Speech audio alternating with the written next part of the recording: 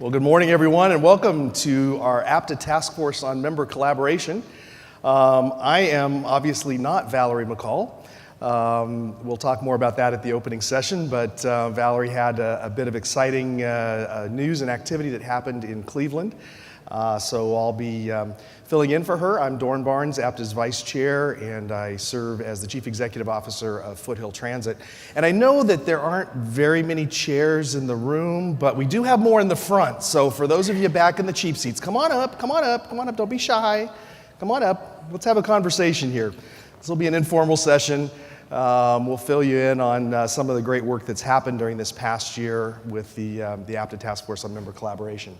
I'm joined today by Petra Mollett, APTA's Chief of Staff, and Petra does all kinds of cool and amazing things for APTA, including focusing very much on strategy and strategy work, and Petra and I will be tag teaming this presentation. Petra and her colleagues from APTA provided the staff support that allowed us to get to the point that we are in the collaboration process. So Petra, thanks for being with me this morning. So we're going to share with you the work that has gone on. This has been a very robust effort over the course of this last year, where we've brought together a whole variety of groups within the APTA organization to really focus on how do we work together. What are the challenges? What are the things that we might be able to do a bit differently to make APTA an even better organization, an even stronger organization? And I think with any of our organizations, that's always a healthy thing to do, to be able to be a little bit introspective, to see where are those areas we can turn up the volume a little bit that makes us even stronger. And as you'll see, there's a very robust level of findings that come out of this. It's been a pleasure to work with Valerie and with all of our APTA colleagues who have been part of this process. And I look forward to taking these recommendations and moving them to action, those that haven't already been moved into action as we go forward. So again, the mandate that was put forward was to identify ways for APTA to be able to work together, and that was both with an internal focus that had to do with the various organizations, various constituent groups within APTA. And as you know, APTA has a big tent. We have a lot of folks with a lot of interests. How do we bring all those diverse interests together? How do we make sure that we're getting the synergy that comes from pulling that all together? So there was very much an internal focus, but there was also an external focus, and that's really where we're focusing on collaboration with our partner organizations, with the various groups that are out there that, again, can help us get our message out, that can help us carry out our mission. And so we had both of those emphasis areas and, again, recommendations and actions that come out of that as we move forward. The task force was launched in October at our annual meeting, and it was organized with 5 internal working groups. Each working group had a specific area of focus.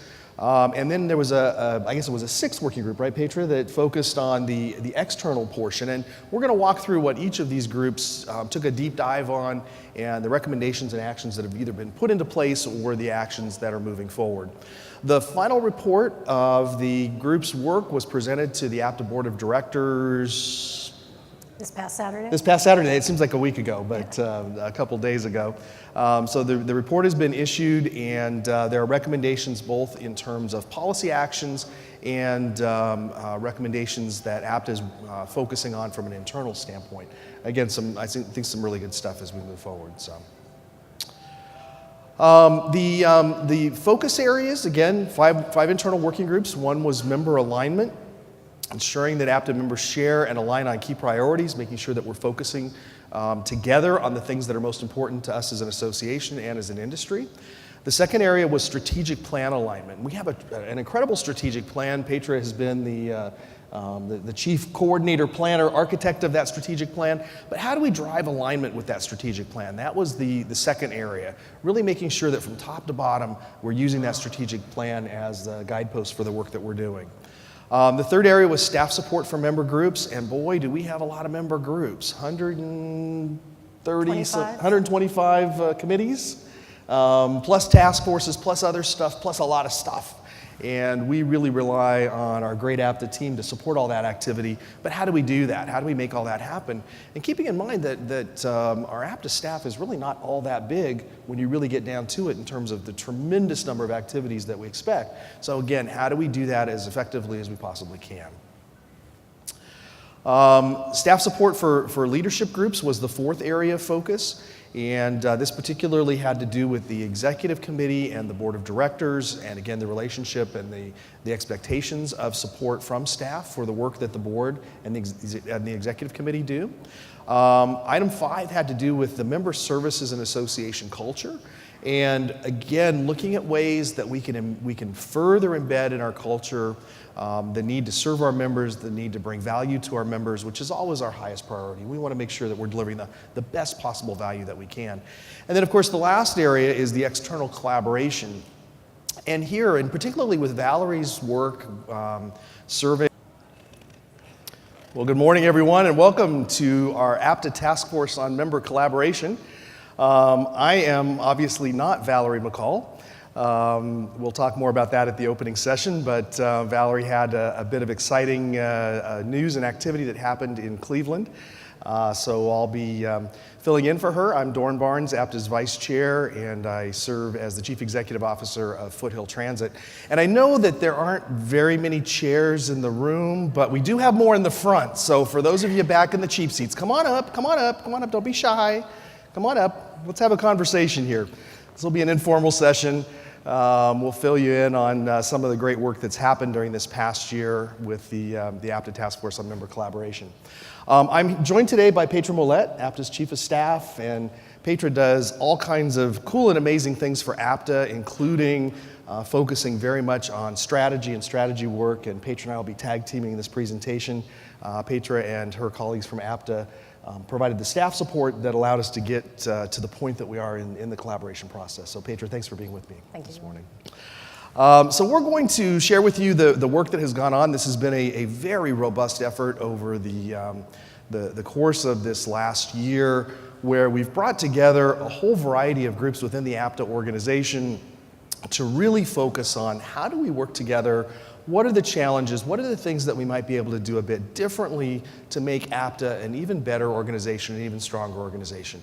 And I think with any of our organizations, that's always a healthy thing to do, to be able to be a little bit introspective, to see where are those areas we can turn up the volume a little bit that makes us even stronger. And as you'll see, there's a very robust level of findings that come out of this. It's been a pleasure to work with Valerie and with all of our APTA colleagues who have been part of this process. And I look forward to taking these recommendations and moving them to action, those that haven't already been moved into action as we go forward.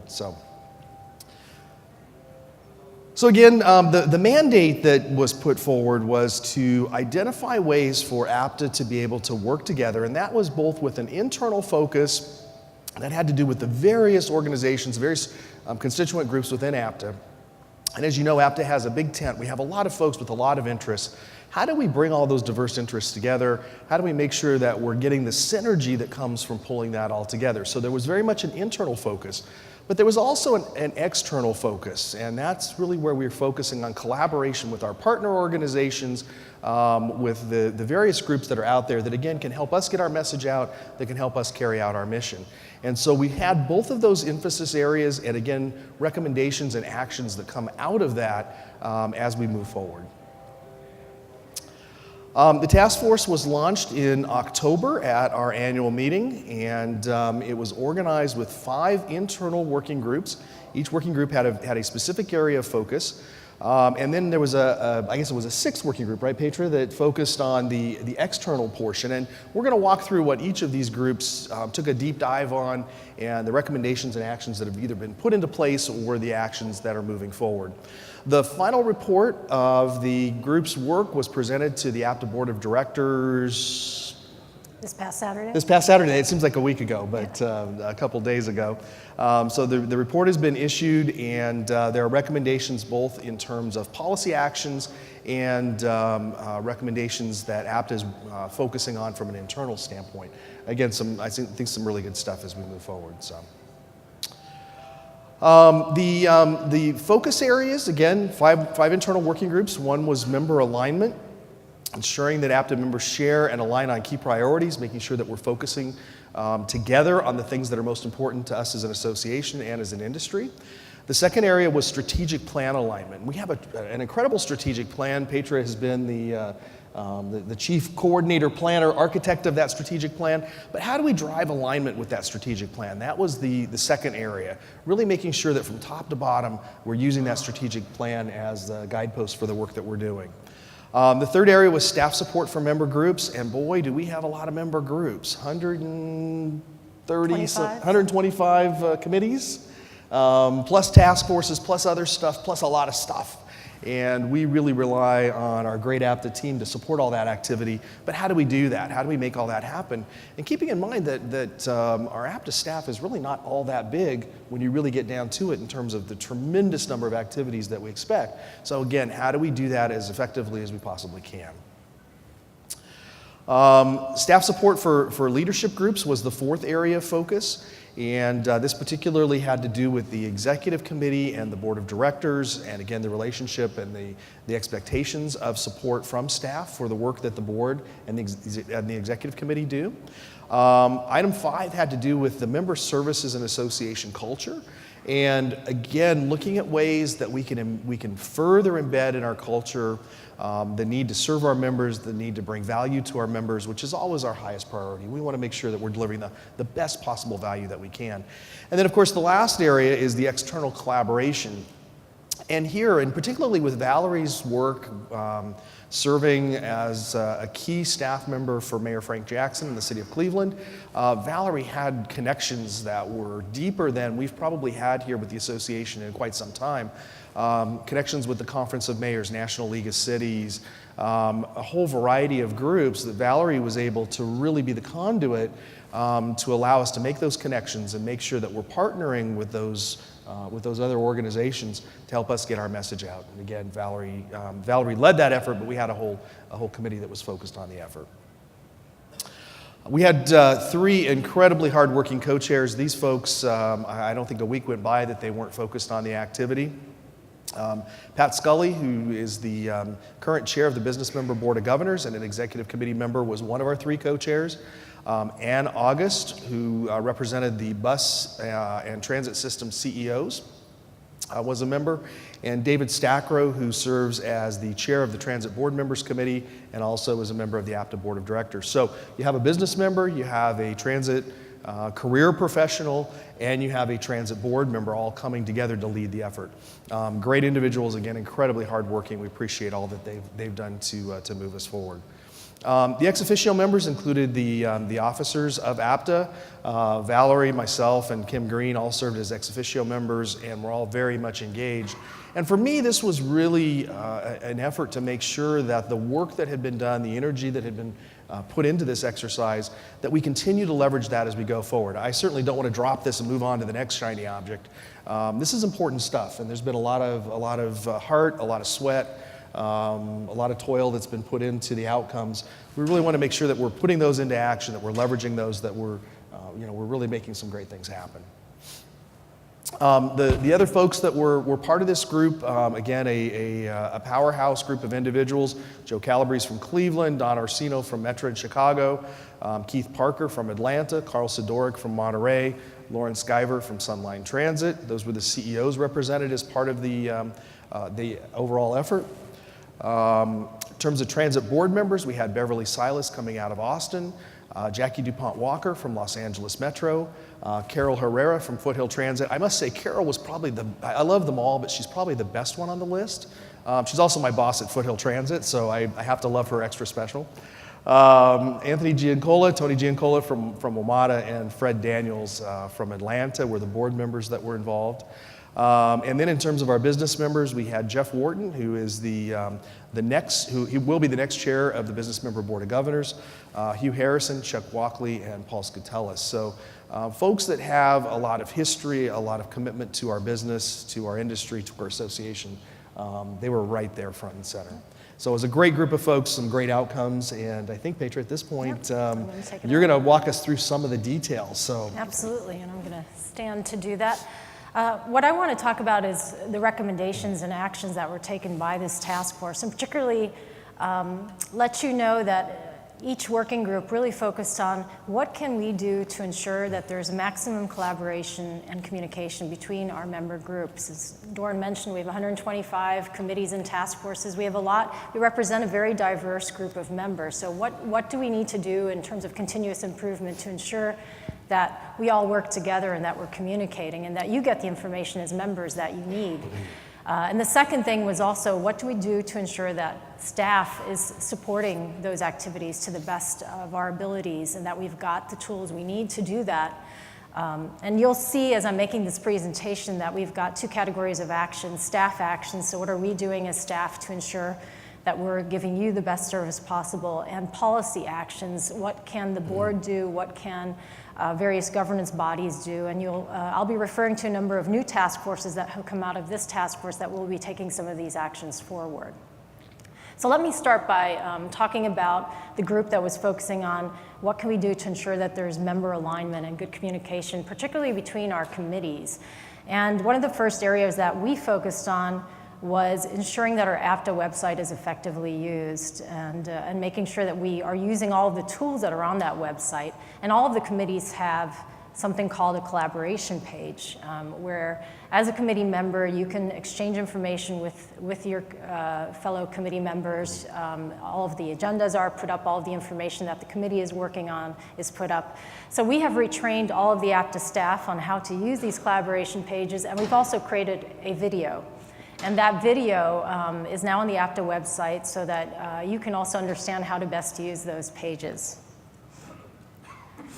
We also wanted to make sure that from a committee perspective that all the information on the APTA website was up to date, so that when you're looking as a member at how to engage with APTA and which committees you'd like to be a part of, that you're on the website and that everything there is current. So we have made sure we've gone through the entire website, made sure that all committee mandates and work programs are up to date.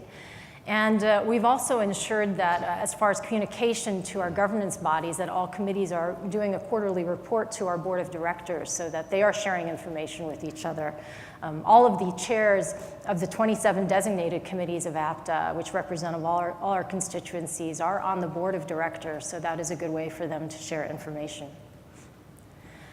And we also wanted to make sure that there's cross-pollination between committees and that they're attending each other's meetings, especially when it comes to those that represent what Doran mentioned, sort of the key constituent groups, those that are transit CEOs and members of transit agencies, so on the operating side, those that are transit board members on the political and governance side, and then our APTA business members. So one of the things that was put in place from a policy perspective was a new financial policy, a travel policy, to ensure, and Doran, I know you took the lead on this, to ensure that all of our APTA officers have the resources to attend the events of these key constituent groups and really understand what is on your mind, what are the things that you're working on right now, what are the priorities, and that we bring those all together and align those. We also wanted to make sure that the chairs of these key constituent groups can attend each other's meetings, and often in the past those meetings have overlapped. So we are looking to realign those for our committee meetings. And we also want to make sure that the chairs of those committees also meet once a year so that they can share information.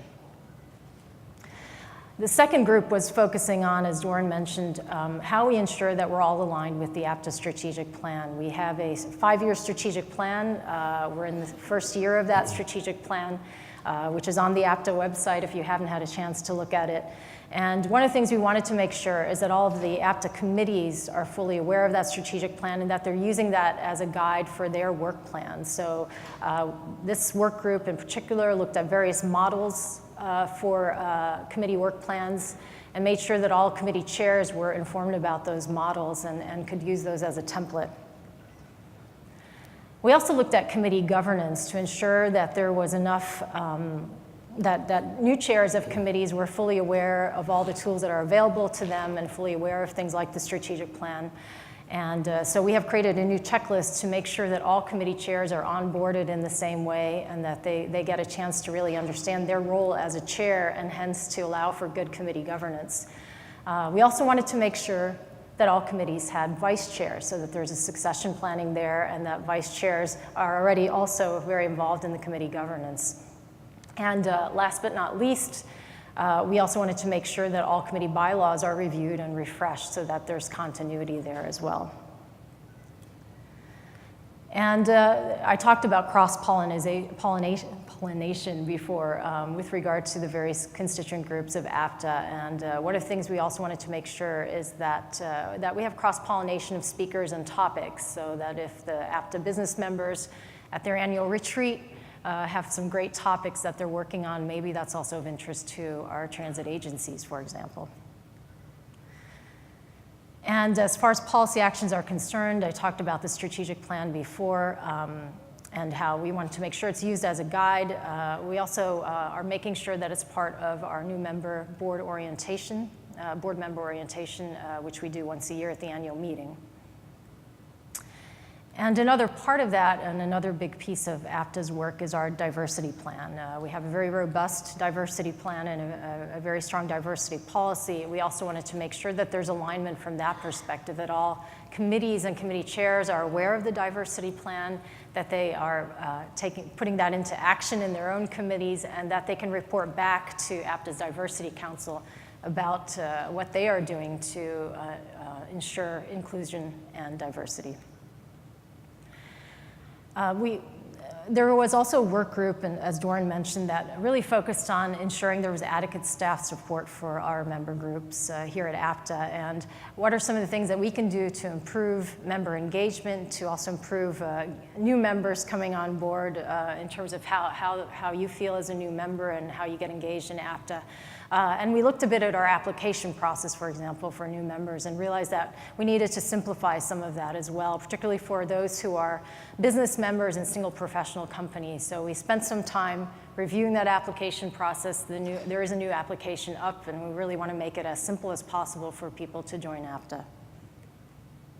And we also realized that there are some obstacles, particularly for small and rural agencies, to attend APTA meetings, to participate, because if you're a small agency, you often have more limited resources. So we've also been looking at how do we ensure that we do everything we can to maximize engagement, starting also by understanding who are our members and who are not. So this group spent a considerable amount of time doing an inventory of all the small and rural agencies across the country by state. And that inventory is part of the deliverable of this task force, so we have a very good sense of that. And I'll talk about that a little bit more in a moment. But what we also said was, if we really want to increase participation, sometimes it's not possible to physically attend a meeting. So what can we do to increase virtual participation at our meetings and our committee meetings? So we're going to be doing some piloting of new forms of allowing for virtual participation starting at the annual meeting. So do look out for that. We'll certainly be advertising that. We also looked at how do we strengthen affiliation with other groups that represent smaller and rural agencies, particularly CTAA, Community Transit Association of America, and state transit associations, many of whom are also very active members of APTA. And from a staff perspective, we have started monthly coordination calls with those groups so that we ensure that there's good alignment and good information being shared. But we've also done a number of things to ensure that we understand to the best of our abilities as staff what small and rural agency needs are. And so we've started lunch and learn sessions for staff as well from that perspective. And as far as coordinating with our partners, we're also looking at doing joint letters and events on Capitol Hill as well to communicate our common needs.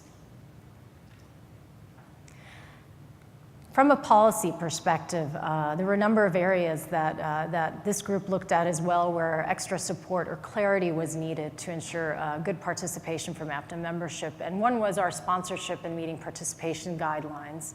And this group reviewed the existing guidelines that we had and realized that we needed some clarity there as well to ensure that when you're a sponsor of an APTA event or a session, that you know what your rights are and what you receive for that sponsorship, which we always very much appreciate. So we've updated those guidelines as well as part of the deliverable of this task force.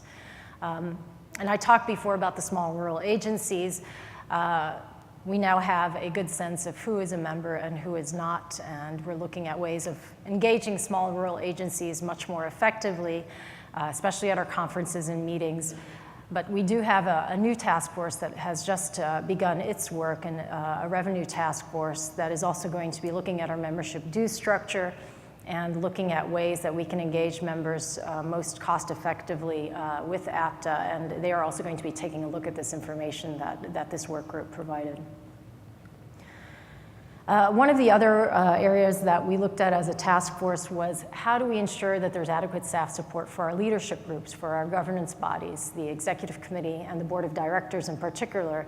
And one of the things that we are looking at as well is to ensure that there's a mentoring process for new board members. We have a board of 106 members, and every year about a third of those members cycle off, and then a third come in as new board members for 3 years. And being on the board of directors, if you haven't been on before, can be daunting. And we want to make sure that if you're a member of the board and you take on that volunteer leadership position, that you're in the best possible position to be engaged from that perspective. So we're going to launch a mentoring process for new board members alongside our orientation as well.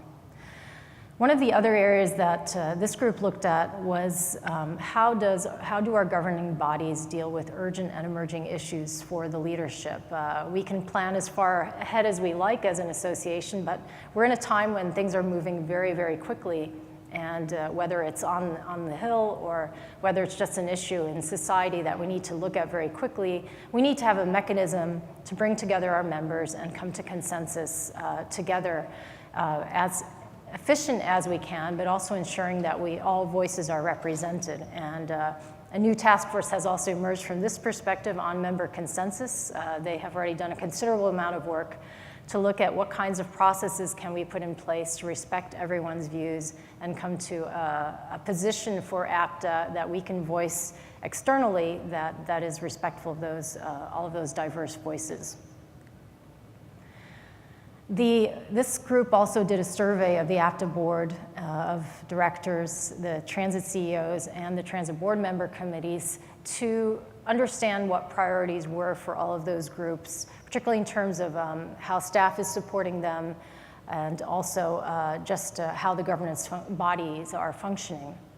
And this survey showed that there is a high satisfaction with staff responsiveness and knowledge, as well as how conferences are organized and how committees are supported. But it also showed that there are areas for improvement, and one is how quickly do we get back to our members when you have questions or need information?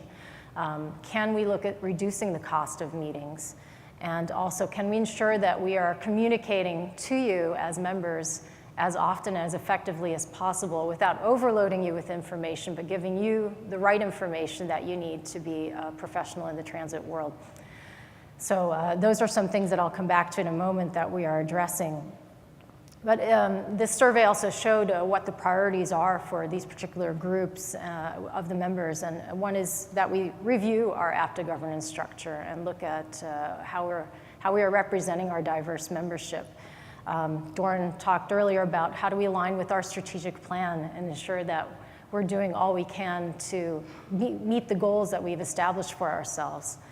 And last but not least, how do we ensure we've got an adaptive legislative process? I was talking about those emerging issues. Sometimes something comes up and we need to ensure that we're agile as an association in terms of responding to those issues.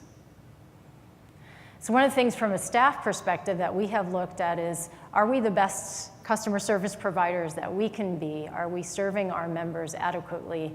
And so we have looked at it from two perspectives. How do we support you as committee members, and how do we support you as an overall member group? And we have gone through, in the last 4 months, we've established a very robust training system for all of our staff advisors to ensure that everyone has the same information, that we all have effective processes in place, and that we're mentoring each other. Some of us have been staff advisors for a long time for committees. We have often new staff members that come in, so that we ensure that we leverage that experience as well, and that we understand what your needs are and can be there to support you as committee members. But we also, in the past few weeks, in fact, have gone through customer service training for all APTA staff so that we can refresh and remember what tools we have available to us to serve you as best as possible. And this is certainly an area that we always want to hear from you on. How can we serve you better as staff? We are 90 staff, which is a robust staff, but we do also have 125 different working groups and committees, and our attention can sometimes be divided to ensure that we meet all of your needs, and we want to do that as effectively as possible. So we want to hear from you on how we can do that, and we want to be equipped to do that as well. I mentioned new employees. We, as in any organization, we're always looking to hire new skill sets, and we're ensuring that through our orientation process for new employees that all our new employees have everything they need to be successful to serve you as members. And last but not least, we also established a checklist for ADA to ensure that we're being as inclusive as possible in serving our members and that we're aware of all the various abilities of our members to participate. As far as policy action is concerned, this group also looked at various parts of governance, and one was ensuring that there's an optimization of the performance review of our APTA president and CEO, and that is being handled by a subcommittee of the executive committee right now to review that process before we hire a permanent new CEO. We've also been looking at how do we gain back lost members and looking at attrition of membership, particularly from the small and rural agencies in the past few years. And the Revenue Task Force will be looking at that very carefully. And how do we best serve the members that we have? And again, we have a very diverse group of members, and particularly when it comes to transit agencies, we have very large members and very small members, same with our business members as well. So we're also going to be making sure that we have the tools to serve all of you adequately and to also understand your needs as best as we can. And we're also looking at board management. How do we best manage our board of directors, our executive committee, so they are set up for success, that they are making the best decisions possible for the association. And we're going to be looking at a number of best practices to do that. Last working group, as Doran mentioned, was focused on external collaboration.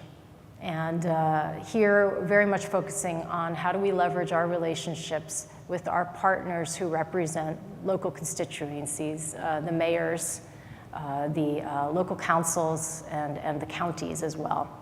And one of the things that we are doing is cooperating with those groups to be present at the upcoming Republican and Democratic national conventions this July.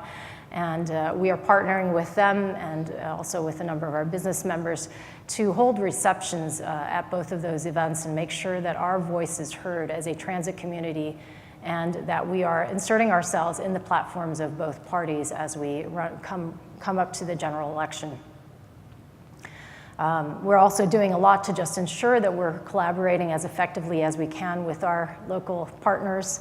And there are many cross sections of interest there, and we want to ensure that we're being effective as a voice together to ensure that our cities and regions across the nation are developing their transit systems and getting robust transit systems in place.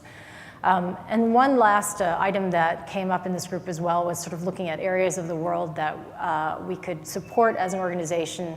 And there was also a desire to see if we could do a study mission to Cuba as it opens up and as a new area very close to the United States that we could visit and be involved in. So there was also there was a survey amongst the membership to see if there would be interest, and there is certainly some interest to set up some type of study mission.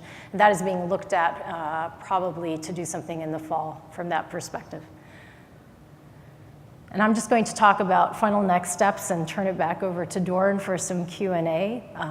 But just wanted to mention today we're presenting the final report of this task force to you as members, but we'll also be communicating this through articles in passenger transport.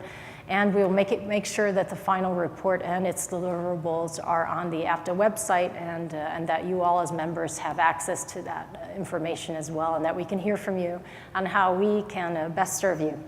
So thank you very much for your attention. All right, Petra, thank you. Let's give her a hand. Well, hopefully you can see there's been a tremendous amount of effort, of thought, of conversation that's gone on to get us to this point. some great outcomes that will push us going forward and set the stage for whatever the next chapter is going to bring. And it's certainly going to be an exciting one. As Petra mentioned, on the external front, we have the collaborative activities that we're doing at both the Republican National Convention, the Democratic National Convention, with a level of presence we've never had before. And that's going to be super exciting. We know that someone else will be living in the White House in a few months. We don't know who, but we know someone. And so that external collaboration is going to be more important than ever as we move into the next year. And that's certainly going to be something that I'll be talking a lot about during the upcoming months. Questions, comments, conversation, thoughts? Mics are in the front. Don't be shy. Come on up. Anything to share? Good morning, Barbara Gannon, Gannon Consult. I applaud the work to try to encourage and bring in more rural and small urban systems. I will say that in the early 80s, APTA had a great push to bring in small urban and rural systems, and they charged a lower rate. I think in those days, in dollars, it was $200 a year. But also there was a limited amount of materials that were sent, information that was provided. So I really encourage that. I think that they are a great voting force, and they also bring a great amount of service to our country. So thank you so much for doing that. Yeah, no, thank you, Barbara. Appreciate that. We coming out of the collaboration effort, there are areas that we've absolutely identified that we need to drill down on. And one of the focus areas that really is in this next phase, we're calling it the Revenue Task Force, but it really gets to that very point that you're talking about. How do we make sure that we're delivering great value? How do we price the various products, if you will, that APTA provides? That's membership, that's conferences like this conference, that's looking at the different financial and economic situations of current members and potential members. And for some of those small systems, the current due structure might price them out. There may be some ways that we can adjust that, adjust the service level, adjust the pricing. No foregone conclusions there, because that group still has to do the good work that it will do, but the question is very much on the table, absolutely. All right, other questions or thoughts? Well, certainly, as I mentioned again, as from a staff perspective, we want to hear how best we can serve you. And we're always in continuous improvement mode, so and always learning how we can best do that. So whether it's this morning or at any time, please always feel free to let us know how we can do that and how we can best serve your needs. Absolutely, and I think I appreciate that commitment, Petra, and I know the staff is very much committed and very interested in hearing your thoughts and viewpoints. The partnership between the board and the staff is very strong, and I would echo that from the board as well. You have a very robust and engaged board of directors that guide the work that our association does. They're your voice on the board. If you're not a board member, make sure that you're letting us know, any of our board members know, what your thoughts are, what your concerns are, how APTA can better serve your needs, because ultimately that's what we're here to do, to make sure that we're delivering what our industry needs and requires to be strong. All right, other questions? Anybody need an extra cup of coffee?